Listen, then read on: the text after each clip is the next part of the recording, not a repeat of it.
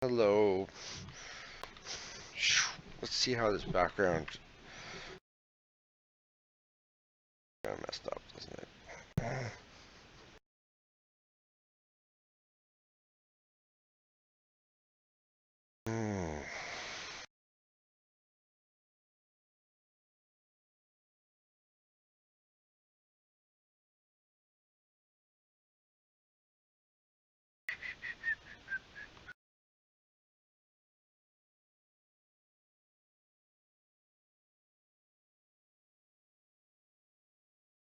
How is everybody's evening?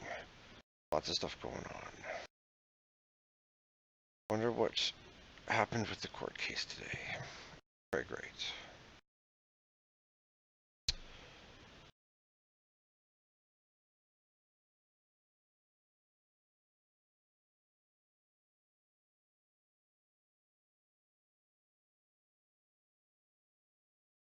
Oh yeah, YouTube viewer. I'll do.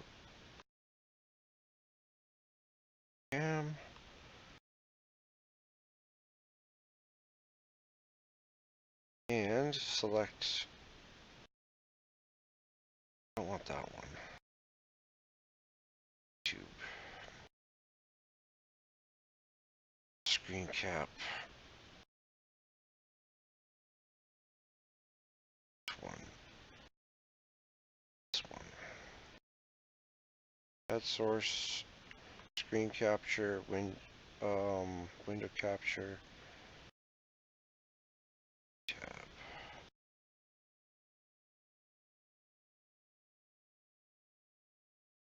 Should be coming up.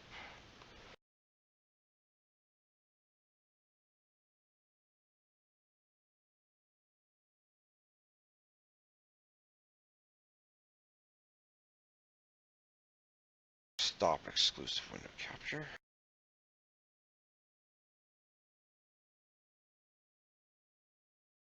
Out. Oh, that's fine. Alright. Gotta do some looking around and commentary on some stuff. If anybody cares to watch, great. If not, I don't care. I'm kind of just sick of talking to myself. Streaming some stuff. And I find that I have to keep on explaining the same stuff all the time nowadays, and I would like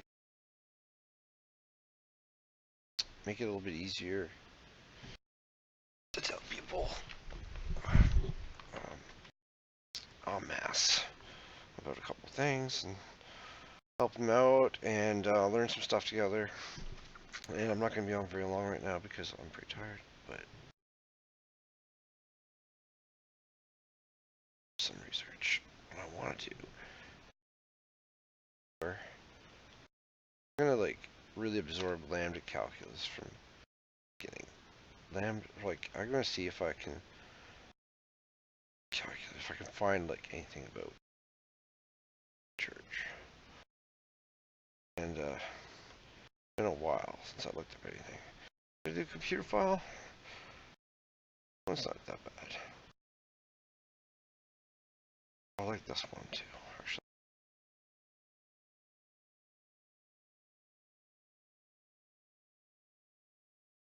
Combination mentioned. Okay, we left off. I was going to teach you numbers. So, how are we going to do this? You know, we don't have multiplication. We don't have equality. We don't have numbers. We got nothing. How are we going to do it? 0, 1, 2, 3, successor. All right, let's think about, instead of nouns, 1 and 2 and 3, we're going to use adverbs. Once, twice, thrice, etc. So how's this going to work? Let's look at 1 to start with. 1 is going to take a function and an argument, and it's going to apply the function to the argument one time. It's going to call the function once. See you later, Elmer. Let's try it. Oops, that's not where I wanted that to go. That's where I want it to go. Okay, so once do is going to take a function and an argument. It's It's going to apply the function to the argument a single time. What is once of identity of 2? 2. That makes sense. What about once of not on true? Yeah, straightforward so far. So what about 2? 2 will take a function and an argument, and it will apply the function twofold times. It will apply the function to the argument, and then it'll apply the function again to the result of that. So it'll apply the function over and over again. So let's do twice. Twice takes a function and an argument, and we'll apply the function to the function of the argument. And we do twice not of false is, say again, wait, twice not. Not of false. What's a double negative? It just loops back around, right? And 3 times, well, that's just thrice, so we'll define that. Thrice takes a function and its argument, and it applies the function to the function to the function to the argument. And we could do thrice not true. False. Yeah, I'm flipping you back and forth. You gotta think. You gotta keep on staying on your toes. Well, this is kind of cool. You can see these building out here. We got a number of hard-coded in Fs, and that's kind of our number system. So we just demoed this. Once not true is not true, which is false. Twice not true is not true, which is true. Thrice not true is not true, which is false again. We start to get this building up of a number system. What is 0? What's the theme of the talk?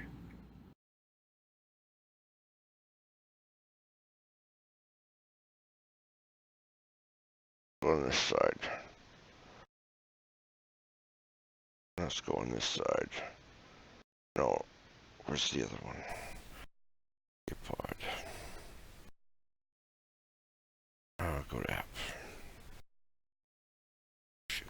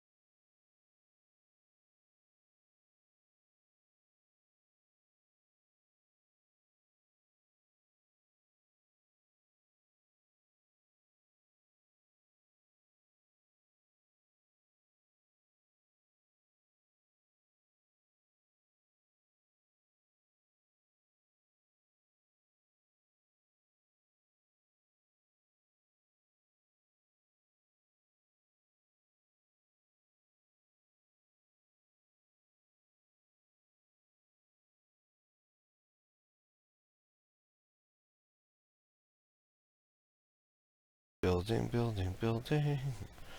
Automatically. See, I didn't have to start the build. I don't think I set up pre-builds properly though, because, well, actually I know I didn't, because I can change some things here. GitHub. Let's see. Make sure I can hear sound getting through. Hello, Justin. Yep. Sound getting through. Okay, good.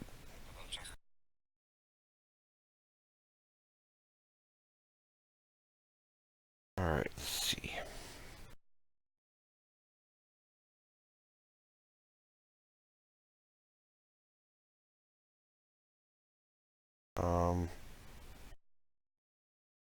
You don't see the same thing I see right now, which is, let me get a full screen.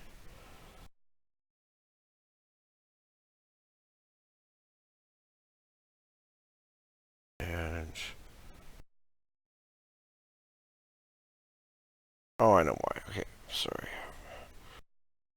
getting used to this.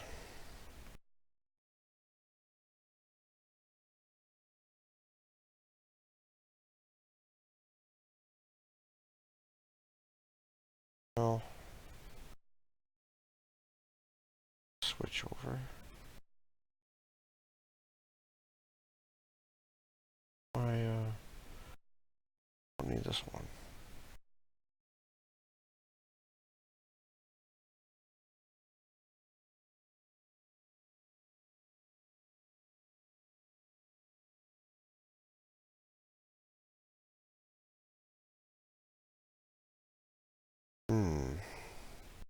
Okay, so I'm gonna have to make that full screen. And seems to be there. I picked.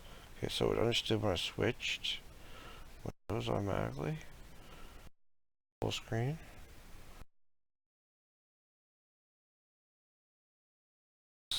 Zoom in. It's not true. There's all of our other numbers. This is like a good rule in general. Is you got a class of functions, they all got to share the same signature. Even if you don't know how to design. Yeah, that's easy. Okay. Minimize that. Back to GitHub.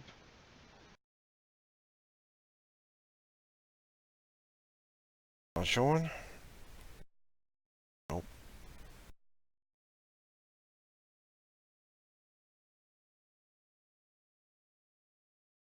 Add source window.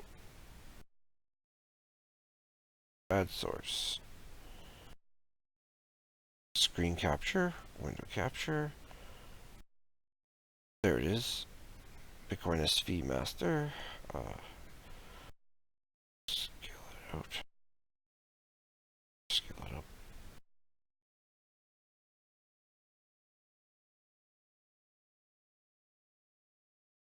Exclusive window capture off.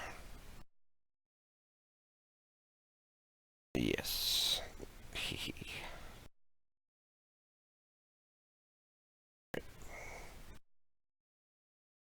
Block of functions. Switch, yep.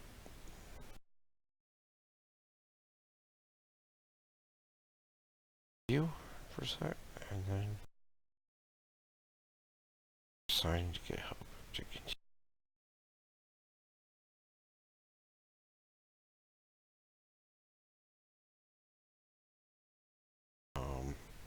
Switch over to this window. Test. Yep. We're gonna get to some Jupyter notebooks eventually.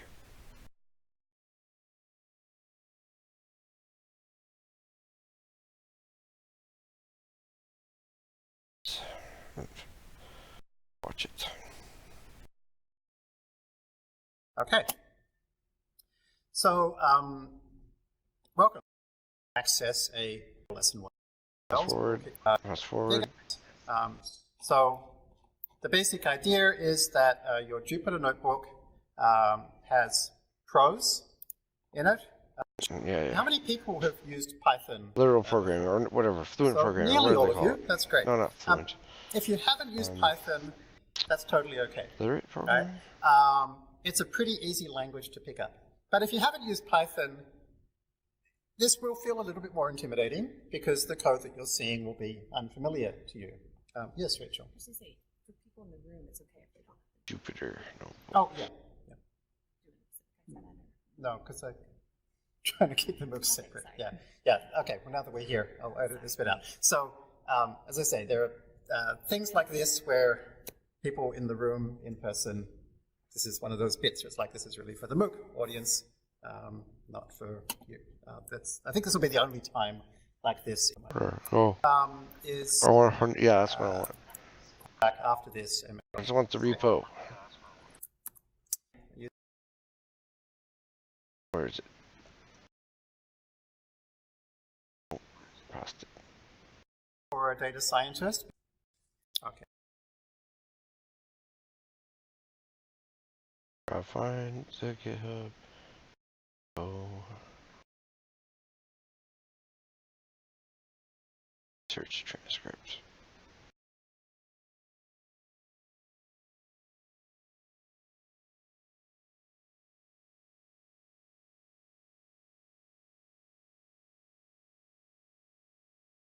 Search, you can find it on GitHub. Search, you can find search, you can find it. Search, you can search, you can find it on GitHub. Or natural semantic code search. Yes. They help senior scientists, ML scientists. Lovely. I see that. Where you can actually type in English sentences and find snippets of code that do the thing you ask for. And again, search, you can find it on GitHub, where you can actually type in English sentences and find snippets of code that do the thing you ask for. And again, that's being built with the FastAI library using the techniques you'll be learning in the next 7 weeks. In production. In production, yeah. Well.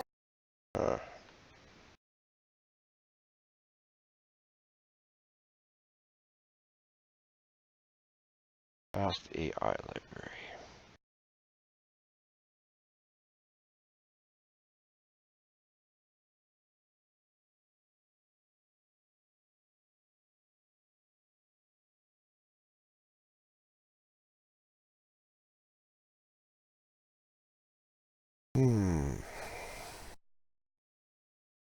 Must be it then.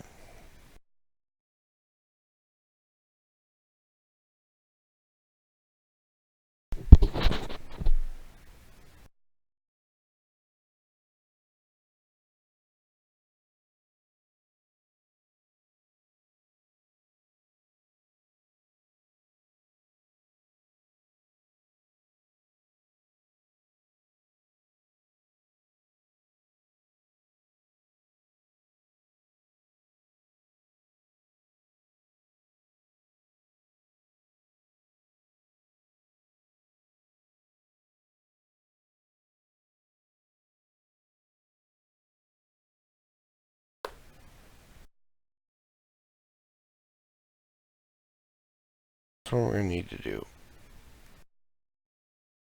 And I don't have to set my machine at all. Just open a Git pod.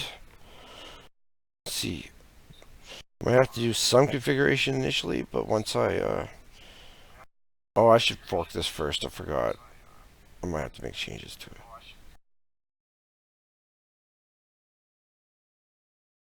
Oh, well, let's see. I want to try something.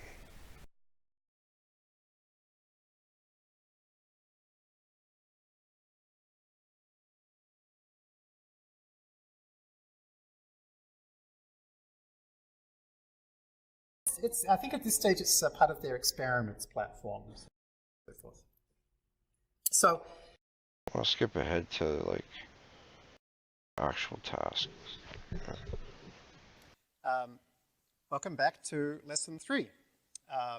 So we're going to start with a quick correction, which is to let you know that when we referred to this chart as experimentation, okay, and so the ish. So you now need to record in some log somewhere something saying, you know, this was first of all, yeah, that's a great. So we have a metric called f beta, which in other words it's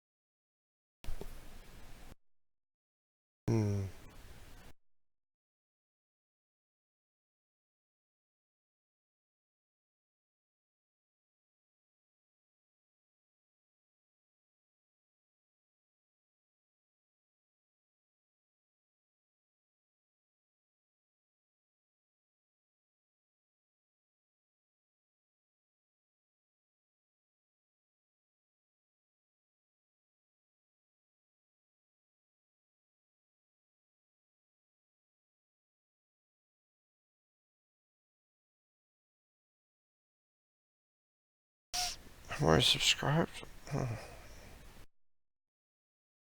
Interesting.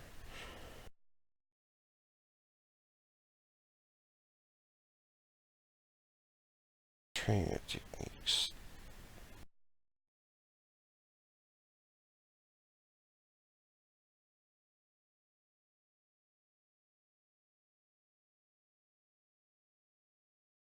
Huh.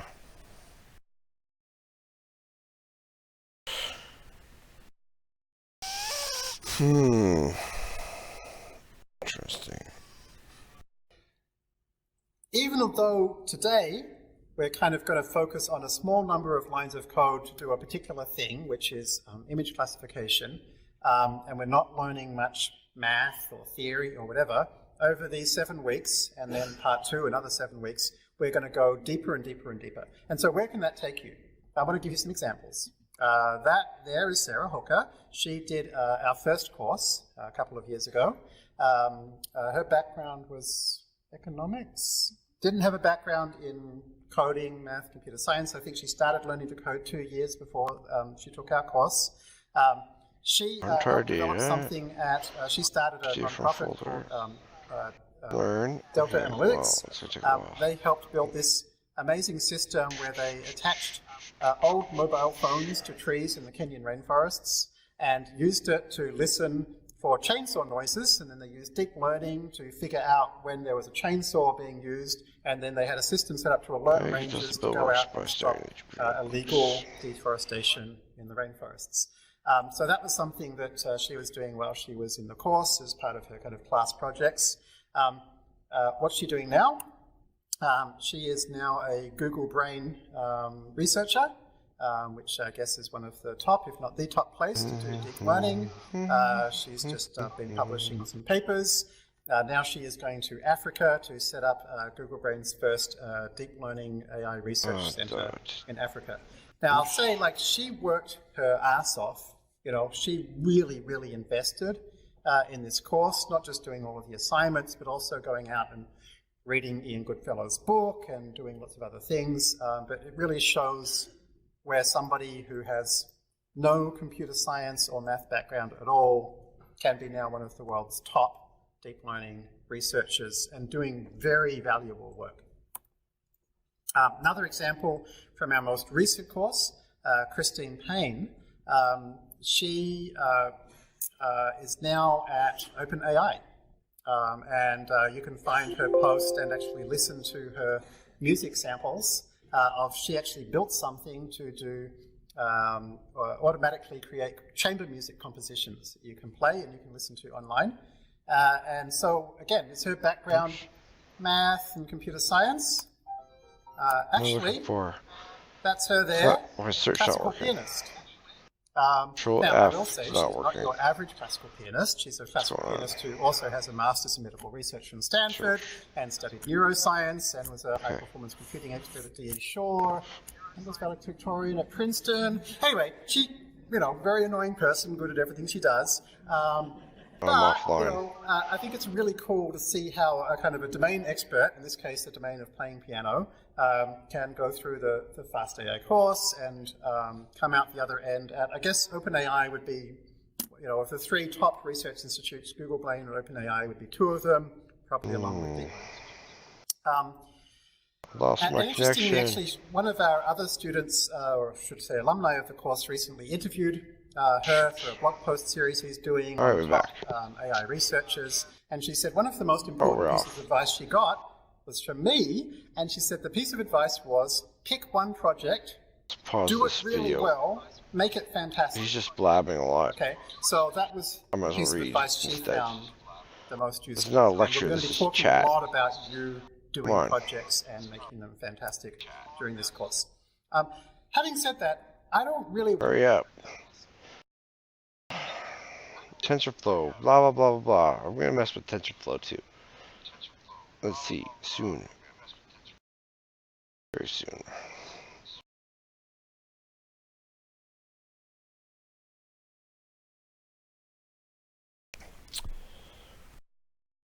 So the problem is I don't know what the heck they mean by dev group.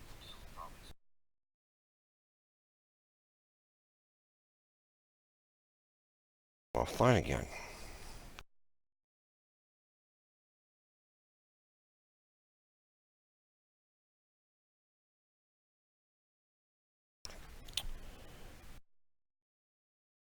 We're still building.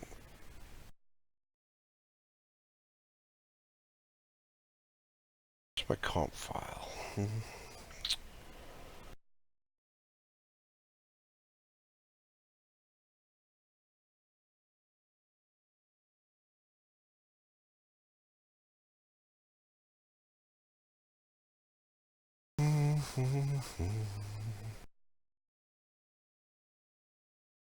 Nope. In it. Oh, that's where I should point it.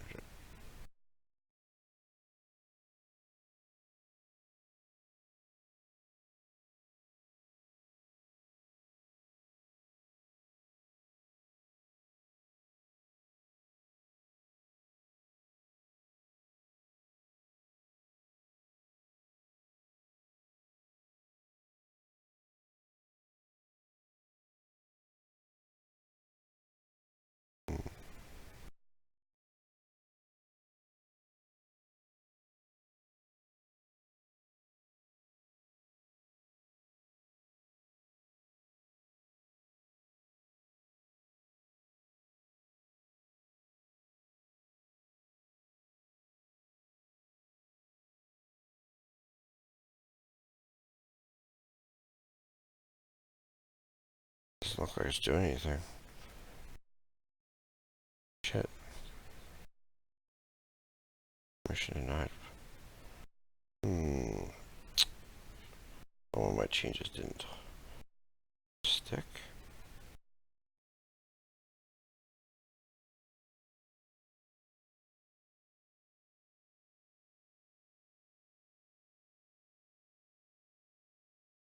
Interesting.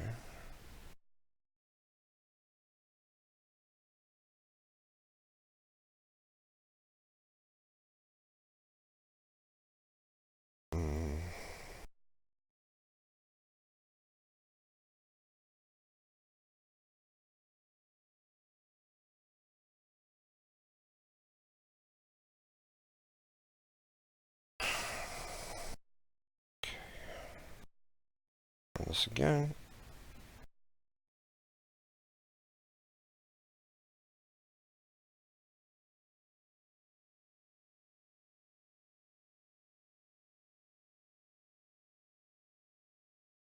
What?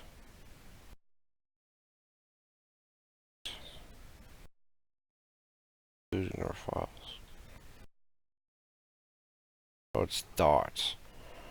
Yeah, right? Oh.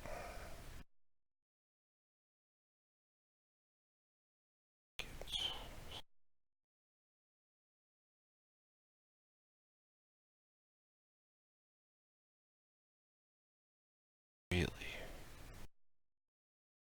weird.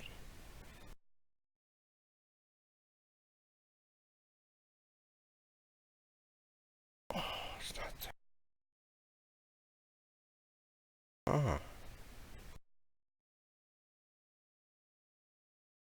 What is that?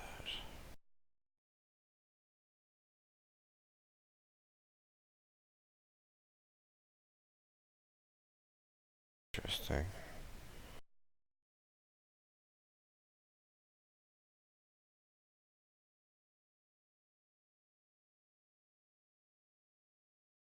Wrong one, that's why. Oh. Yeah, because I launched this one to show somebody. Something must have happened. Delete that one. This one's the one that's ready to go. Shoot.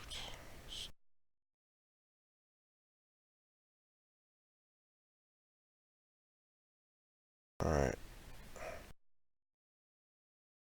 Faster dependencies. Linux only. Now, what the heck is this dev account? That's the...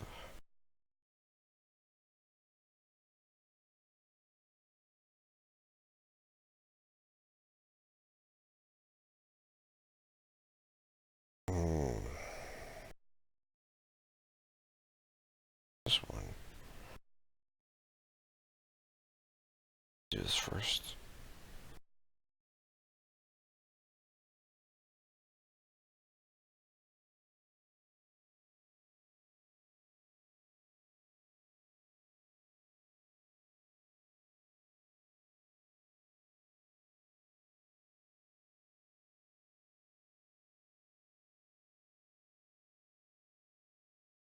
Alright. Also, I need Conda. Unless it's already here.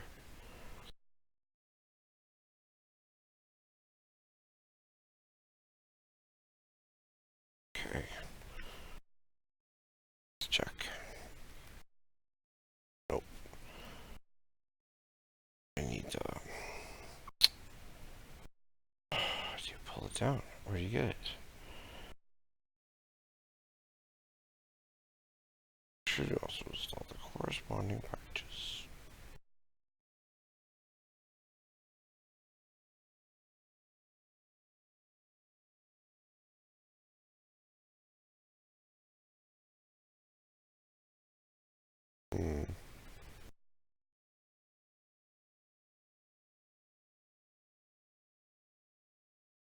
At the moment, you can't just run install since you first need to get the correct PyTorch version installed. Just to get fast to install, choose one of the following step-based recipes below using your favorite Python package manager. So I need pip. I don't know what the fuck that is. That's Python and something. Pipe there. I have that one, right? Pip.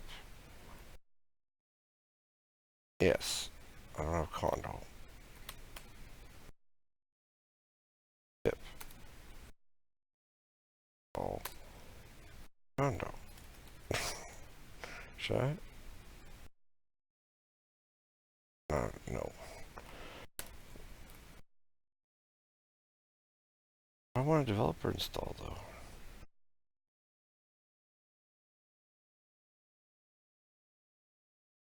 Well, we'll test out the.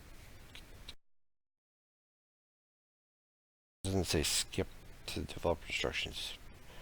I'm not sure if I'm supposed to run the other stuff first or not. I know what I have to. I want to build fast AI.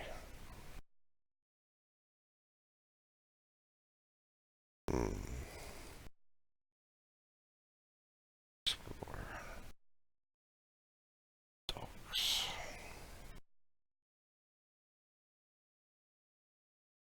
Scope packs.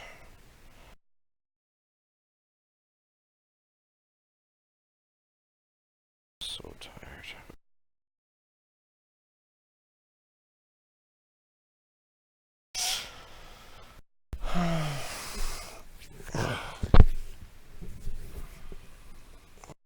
Or again.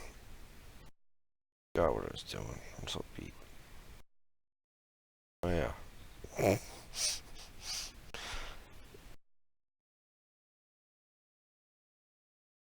There is no separate one, is there?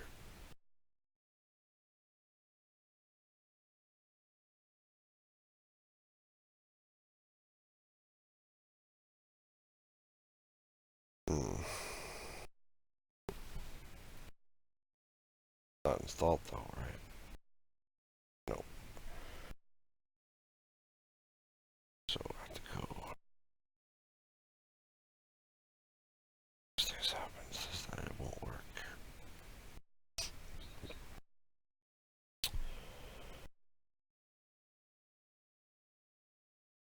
I don't need to do this group, that's probably the thing.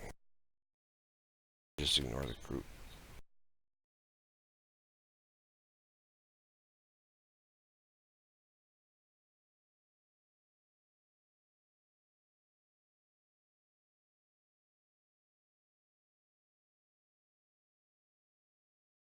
It was just this part.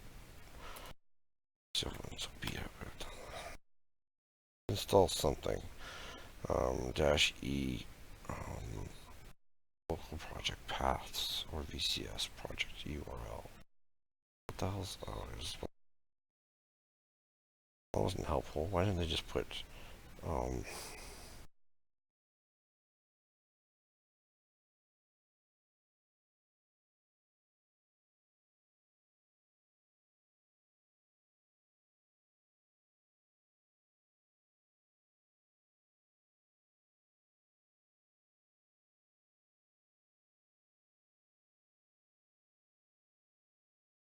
I don't know. I'll just put it in there.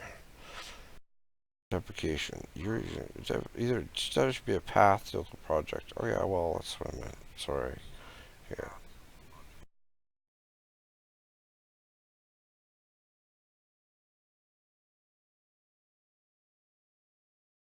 Yeah. Okay. Fine. Path.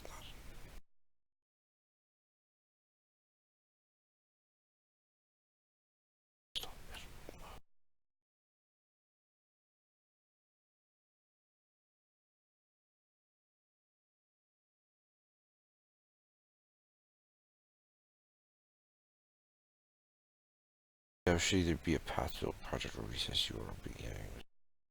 Where can I put this then? Put it in right? Or user something. Not much of a Linux person.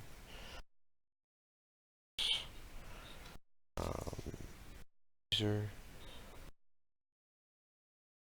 Whatever, I'll stick it here. How about that? Path. This is a path. Gotta make through first. Not gonna make through. Maybe that's a flag. Just make through. Right.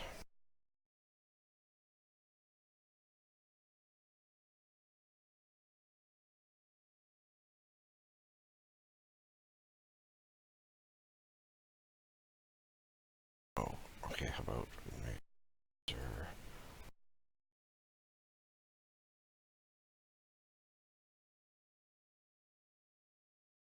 I should do it in the workspace here. Understand.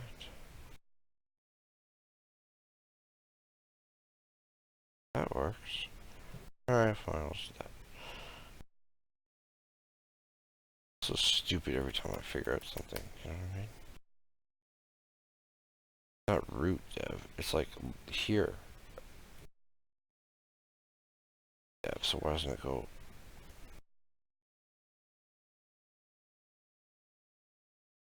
All. Next, you can test the build works by starting Jupyter. I got 2 quotes, that's the problem. There we go. Just screw that, it's not gonna work.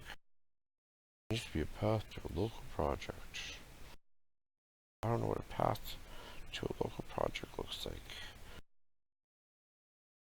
Definitely not that. Definitely not that. New workspace.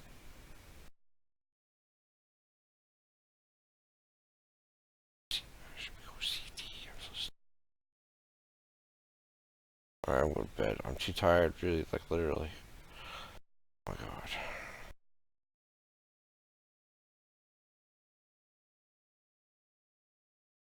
That's cool. I'll sleep.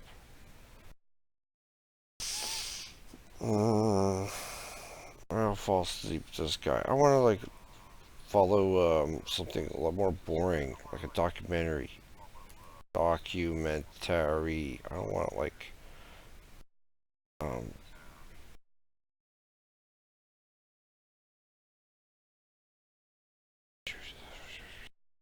wonder if there's a new mock and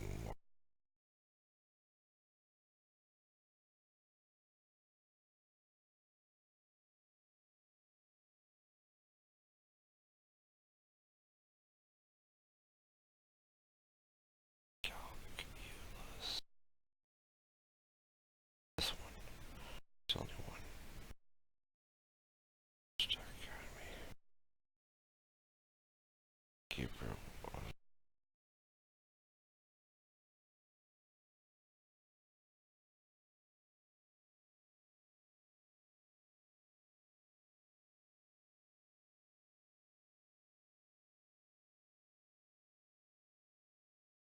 Typed and untyped, yeah. Stochastic. Well, that could be interesting because holy shit, that could be interesting. Wait. To say a couple of things, if I may. I mean, he's received innumerable awards and distinctions, the Turing Award, the Royal Shock Prize, and many other things.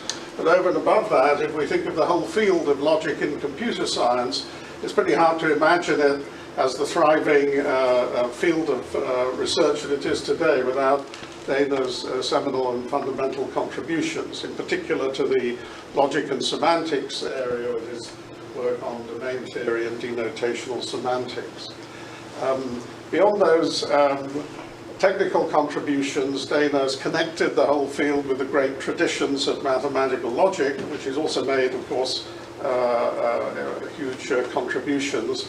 And his vision of the subject, I think, has been a source of wisdom and guidance for all of us over the years.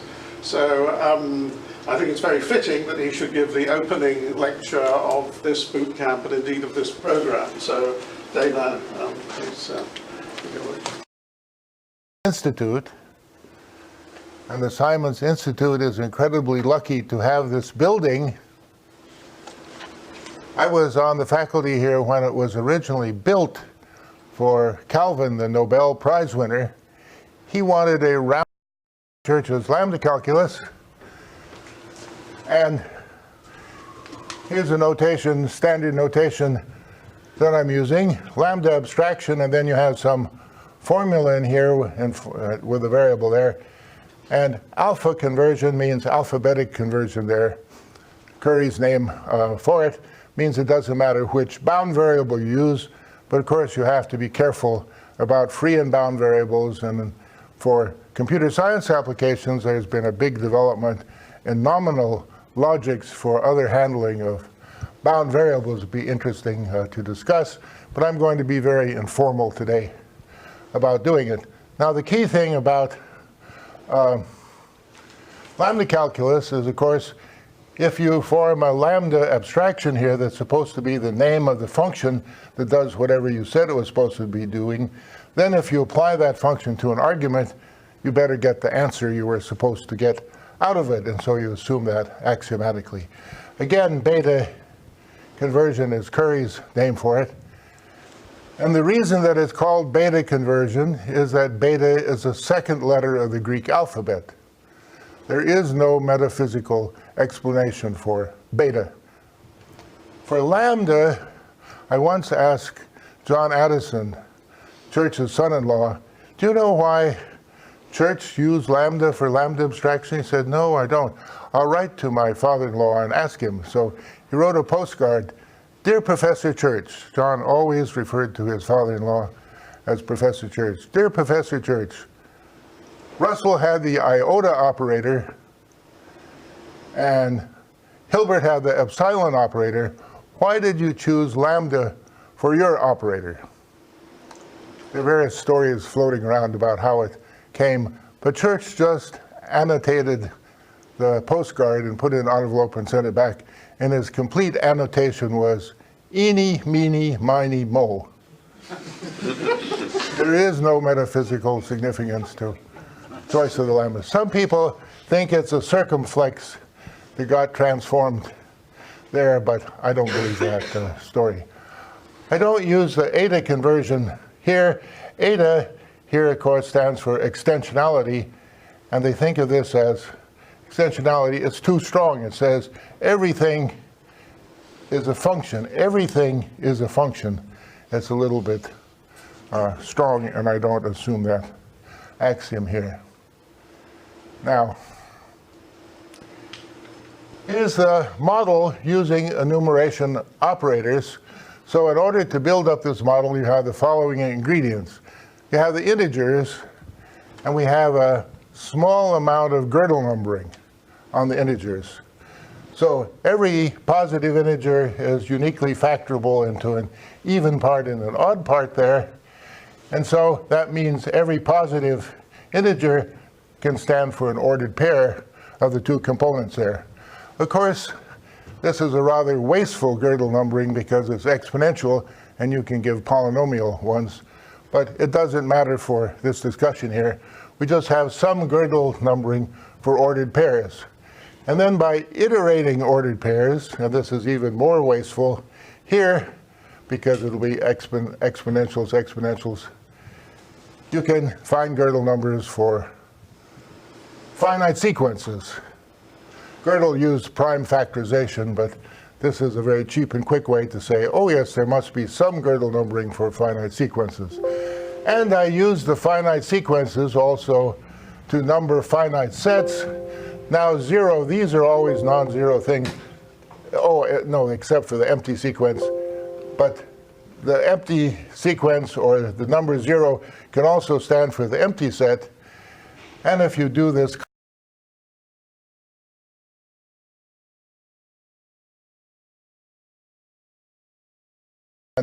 so those are very simple-minded kinds of Gödel numberings. And then I use the notation of the Kleene star. You can think of X as an alphabet.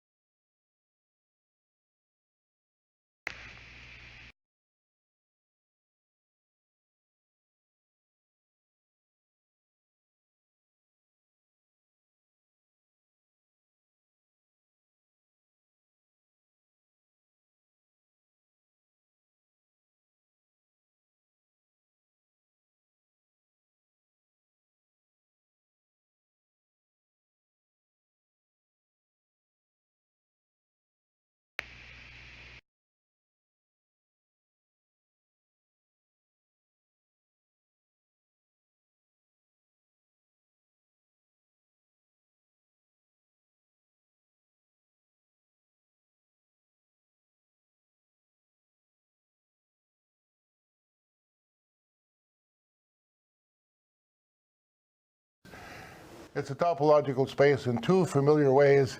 If you think of it as 2 to the n, then you give the product topology there and you get the Cantor space, the Hausdorff space.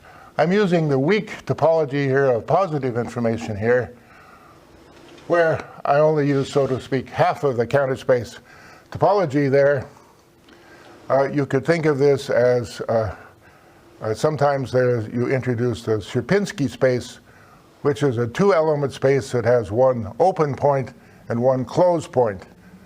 If you think of 2 as a discrete space, both points are open and closed at the same time, but the Sierpinski space is weaker, and so the topology that corresponds to that product topology is to take as a basis for the open sets those families of sets, because we're thinking of the points of the space as sets here, which have a certain finite amount of information to them. And so that makes a very nice topology there. I knew Professor Sierpinski. I met him several times in Warsaw and other places. It's very sad to have a 2-point space named after you, it seems to me. Now, in terms of this topology, it's very easy to explain continuity here. It just says a finite amount of information about the arguments to a function, a finite amount of information about the value of the function is already determined by a finite amount of information about the arguments. And you can make that entirely analogous to the epsilon delta definition of continuity over the real numbers there. A finite approximation to the value you get will remain stable under a finite amount approximation to the arguments. And this topology is even easier than the real number topology there because it's easy to combine continuous functions in a nice way. And now we can see immediately that as a binary operation, this is continuous because a finite subset of this is already determined by a finite subset of x and a finite subset of f. And so we have lots of continuous functions, immediately the binary operation for the lambda calculus models there. Also, it's very easy to see from the definition that if you have a continuous function of several variables and you apply lambda abstraction to it, then the result is continuous in this because a finite subset of this will be determined by a finite subset here, and it will be already determined by a finite number of information about the arguments of the other arguments there. And the way I set it up here, because I put into the definition here of taking all possible ways of checking this out here, and I threw in 0 to make sure that every number is paid attention to, then the meaning of lambda x phi of x, where phi is a continuous function, is the largest lookup table that gives you the right values when you use the binary operation of there. And so you can see, instead of the eta law, this is the largest lookup table that behaves the same way that this lookup table does.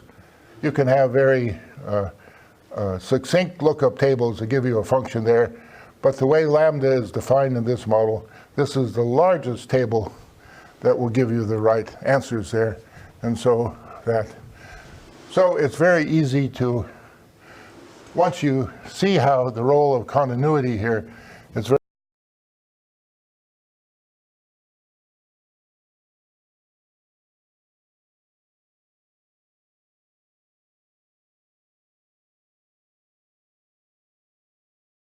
in the middle of the night at about 4 o'clock, and I kicked myself in the butt because when I was a graduate student in Princeton under Church, I could have given this definition, and then I would be rich and famous.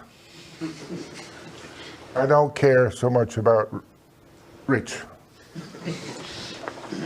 Because all of this stuff is very simple-minded from the point of view of mathematics and a little bit of logic, a little bit of Gödel numbering, a little bit of topology there. And it was something I could explain then. Even more embarrassing is that both Myhill and Shepardson and Hartley-Rogers had thought of what corresponds to enumeration operators. So Myhill and Shepardson, I knew both of them very well.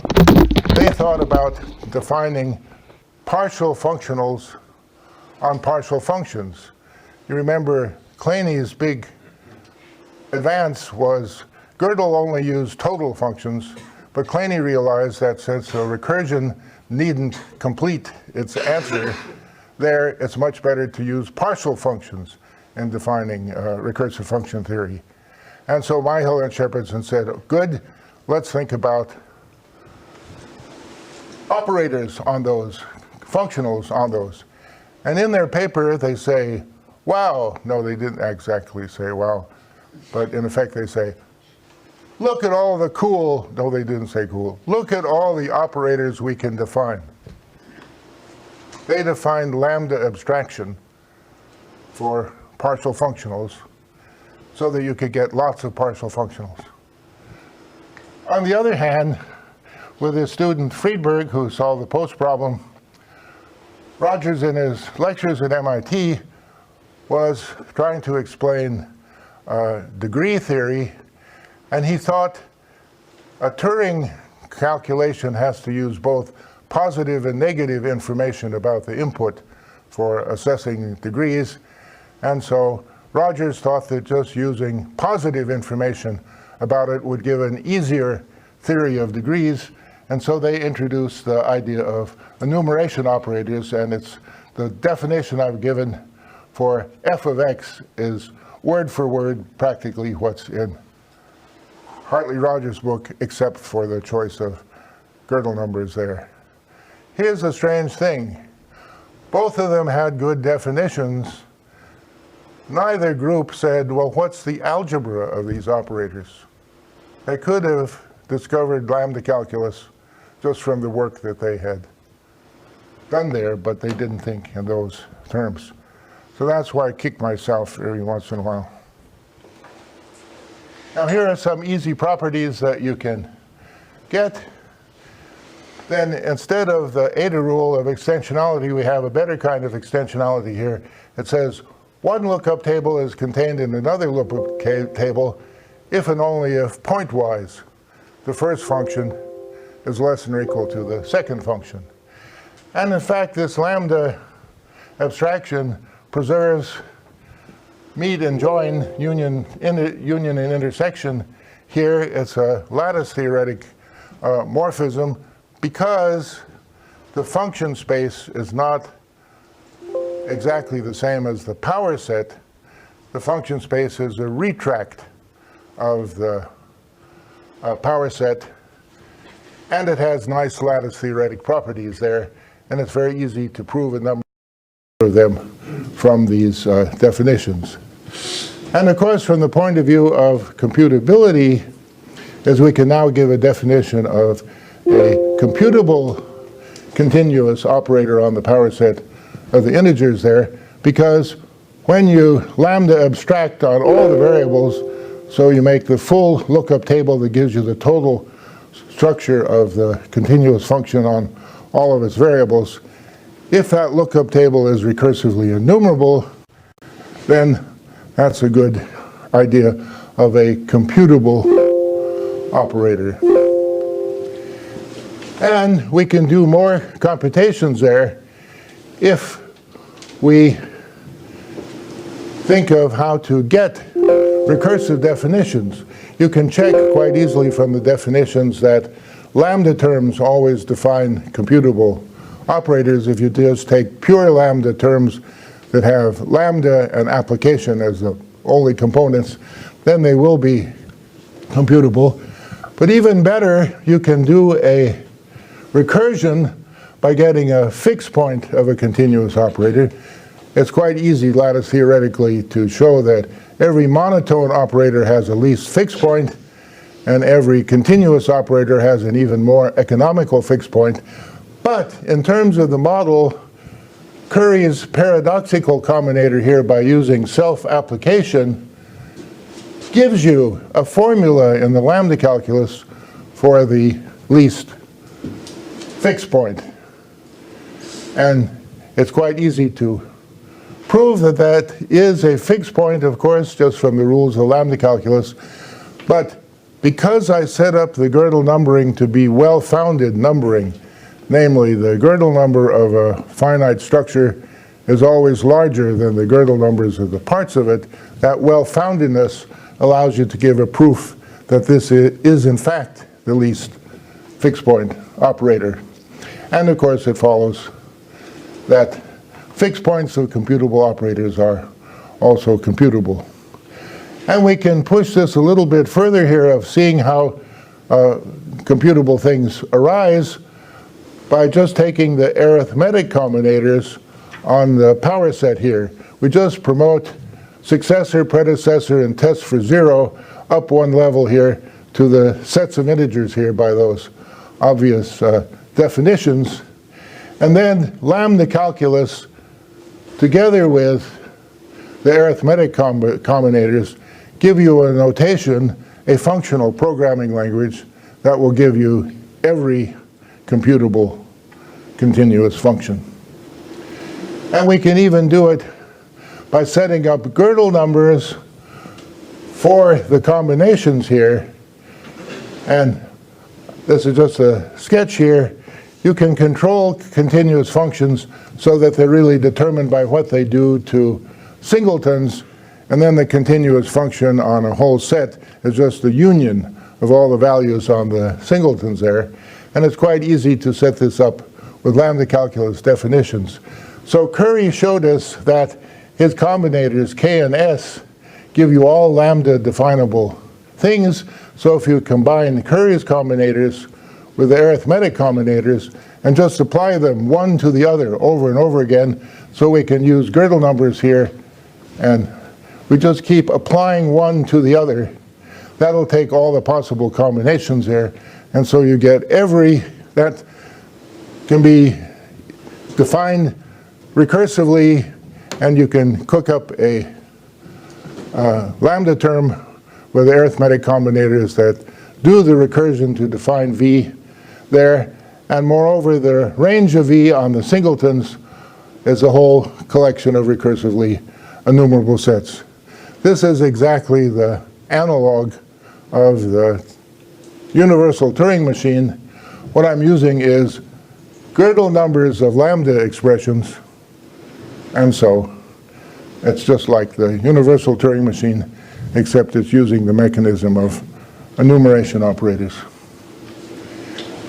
And you can make finite approximations to this by restricting a set to being only a finite set on a certain initial segment of the integers there.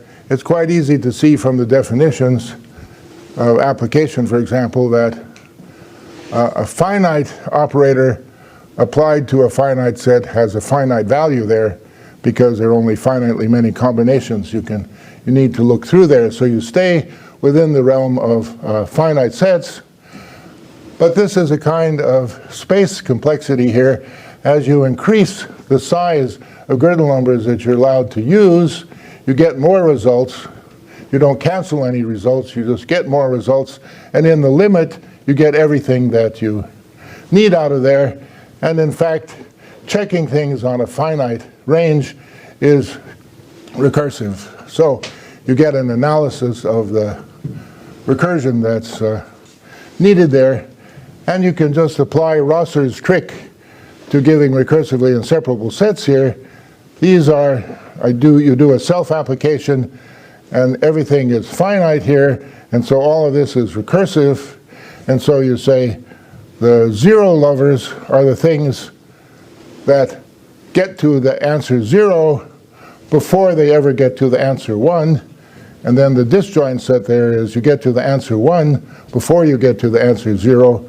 Those two disjoint sets are easily seen to be recursively enumerable and easily proved in the usual way that they're inseparable. I could, in fact I did, give a course in recursive function theory this way, not using Turing machines. I hope Turing will forgive me, but I thought this was a very clean way of introducing things, and you can introduce many concepts on them. Now, the second part of the talk is where do probability or random numbers come into the thing? So here's the idea. And this idea, Dexter Cozen suggested it when he was thinking of while programming, one simple semantics of while programming. Jerry Kiesler thought of it in terms of model theory because many structures can be thought of as being topological. And so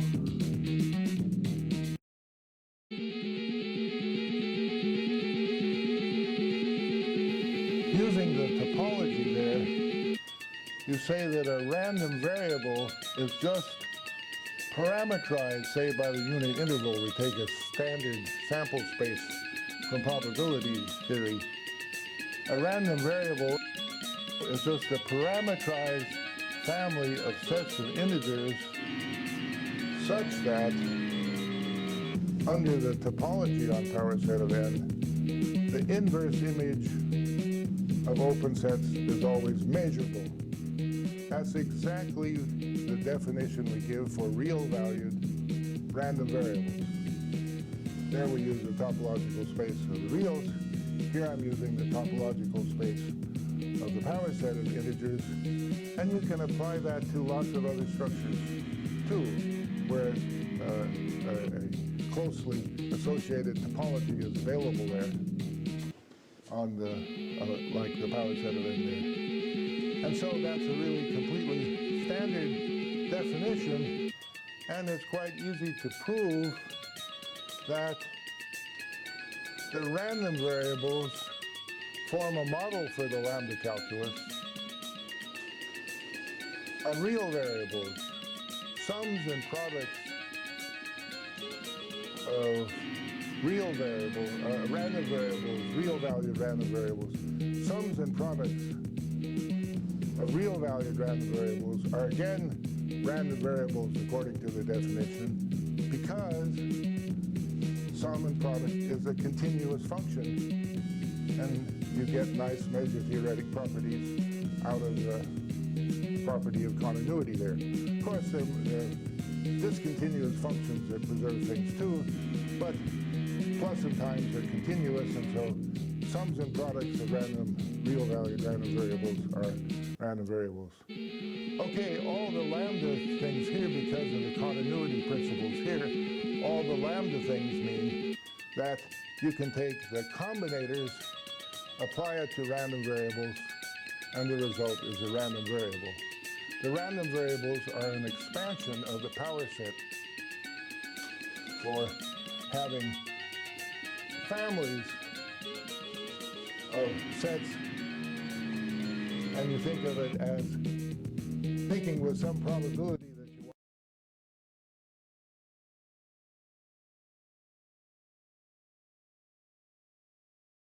And so you've expanded the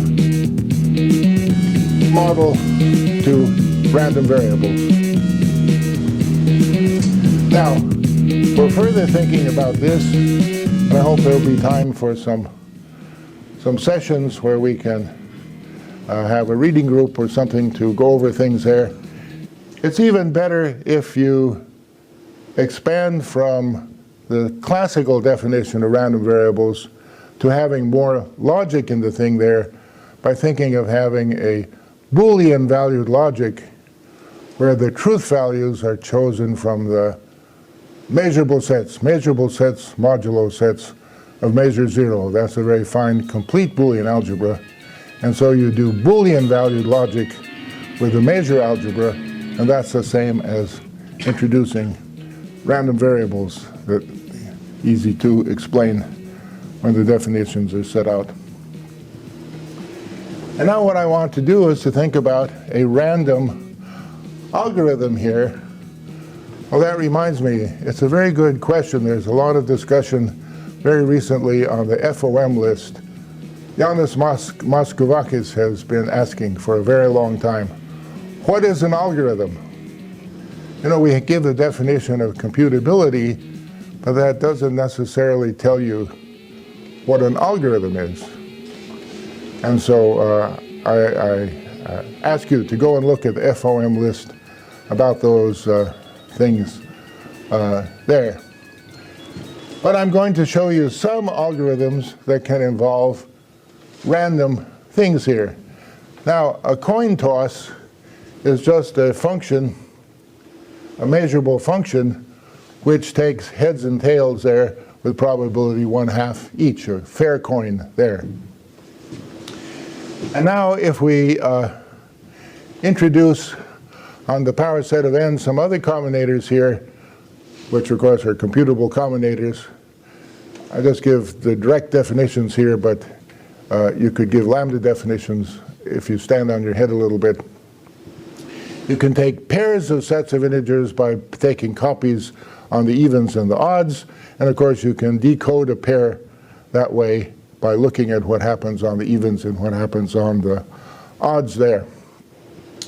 So a process of flipping coins is not just one fair coin, because if you're doing random choices there, every time you're asked for a new choice, you should take an independent coin out of your pocket to flip. So it doesn't, you don't use the previous answer you got there over again. You get a fresh random answer out of it. So you have to have independent coins there. And it's an easy exercise in probability theory to show that there are infinite sequences of independent fair coin choices. And we can put them together by pairing there. And we can think of pairs of pairs of pairs of pairs as an infinite sequence of possibilities of coin tossing there. And so I use the pairing functions there to represent that. Now, we can put that into a very simple-minded algorithm language. We just use lambda calculus with application and lambda abstraction there with an extra stochastic choice thing here. It means flip a coin and then do either m or n, depending upon whether you get heads or tails out of it. And now I'm going to give a semantics for this. I didn't try to do it here. I should have girdle numbered everything here and think of this as a syntactical component here.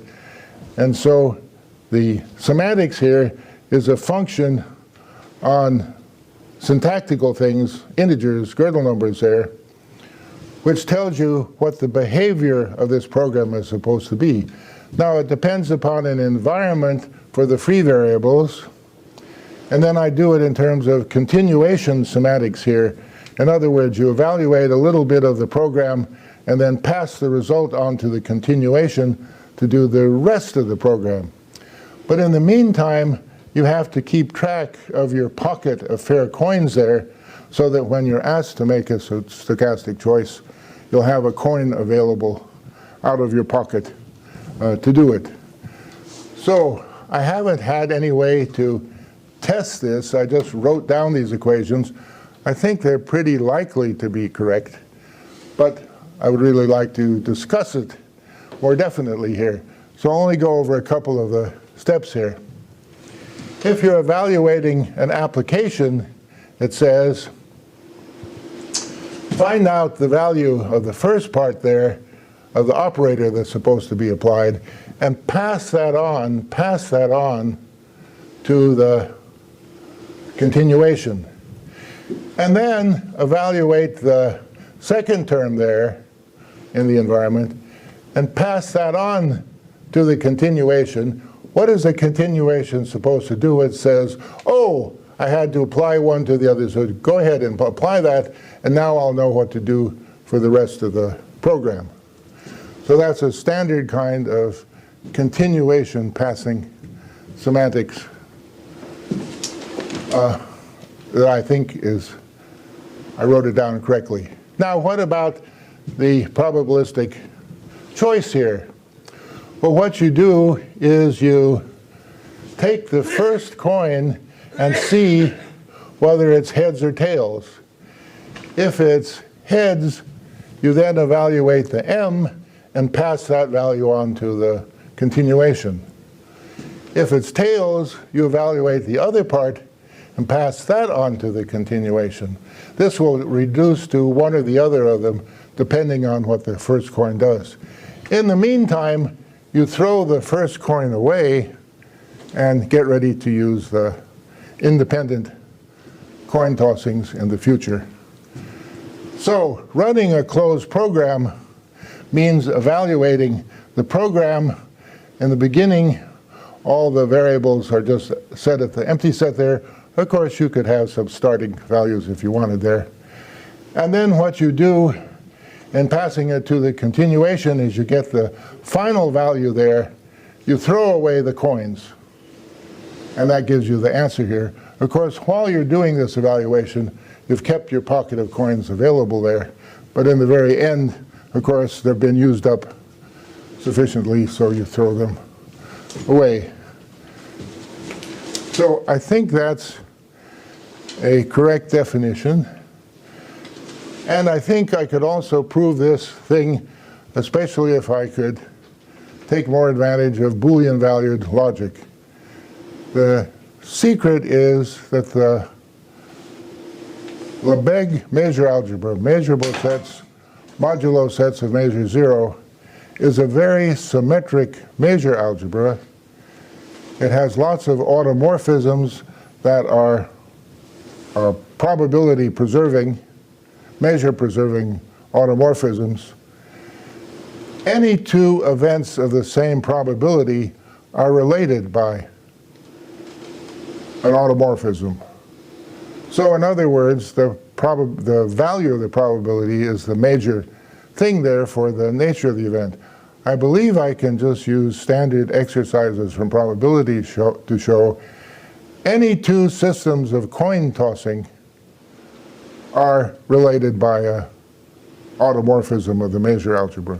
So in other words, one pocket of coins, we only have to understand the distributions of 1/2, 1/2, 1/1, 1/2, 1/2 independently there.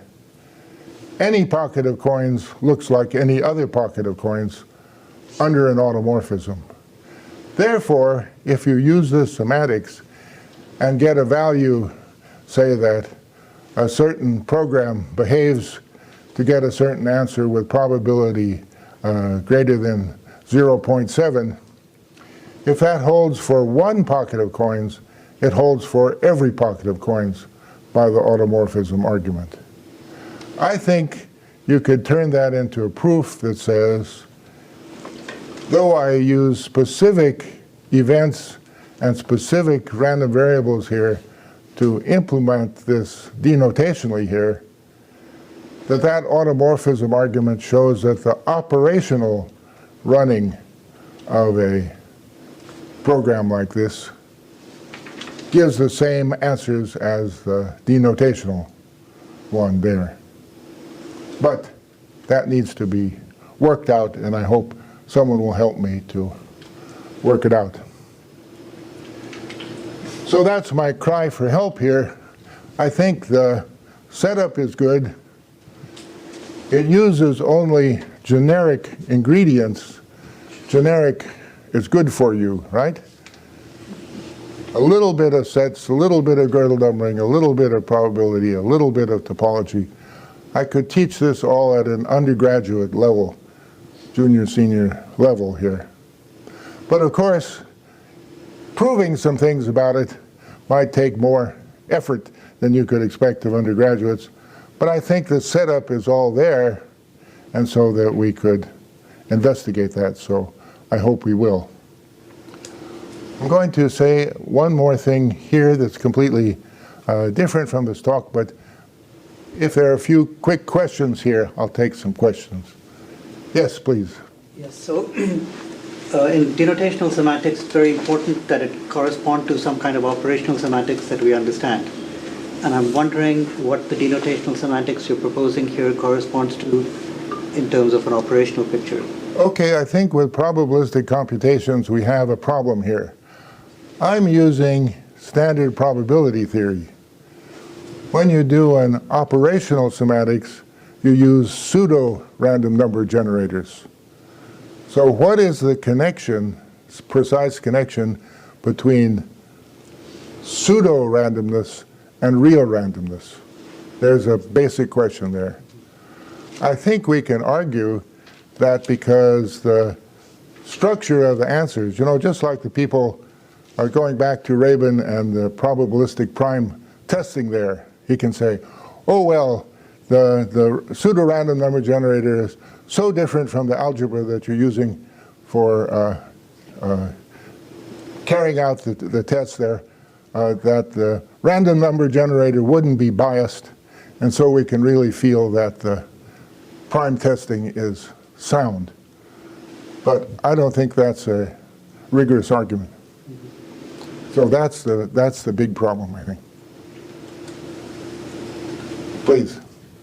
I think somewhat related. It seems to me with the continuation passing semantics, so the sort of this stream of random variables is something like a state, which is being accessed in a particular order. Yeah. So I can see that if it's an IID sequence, then the order isn't, as you were saying, isn't going to play a role. But I mean, I'm just wondering if it wasn't an IID sequence, then one would kind of detect the sort You could, sure.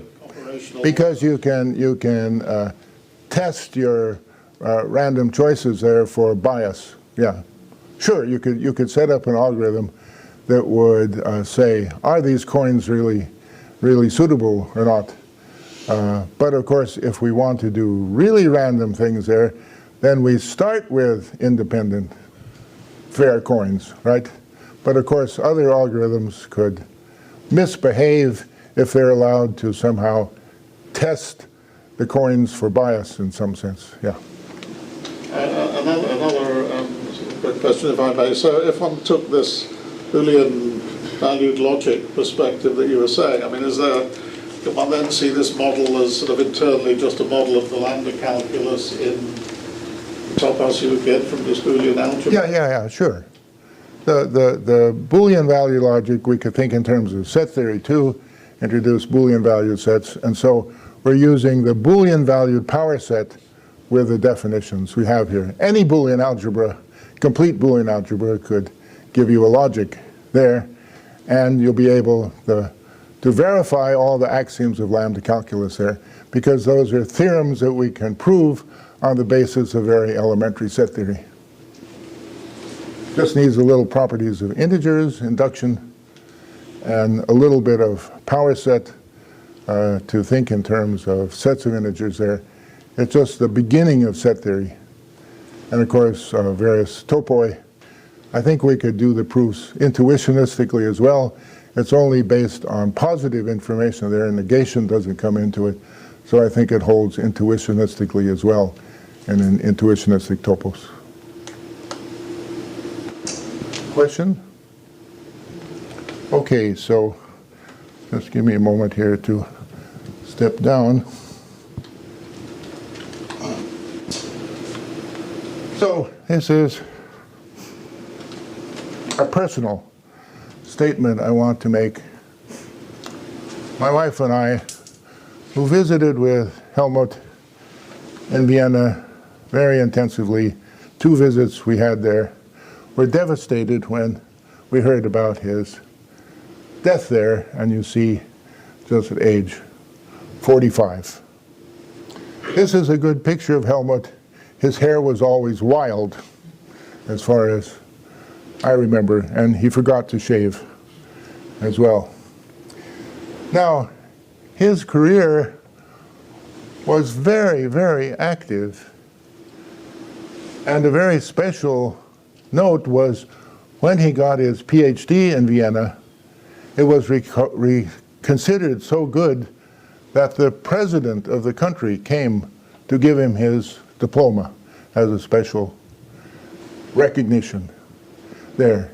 Then he had some appointments in Darmstadt and Munich before he had a call to come back to Vienna, where he was incredibly active in doing things. And he has many awards, so just a few of the awards that his work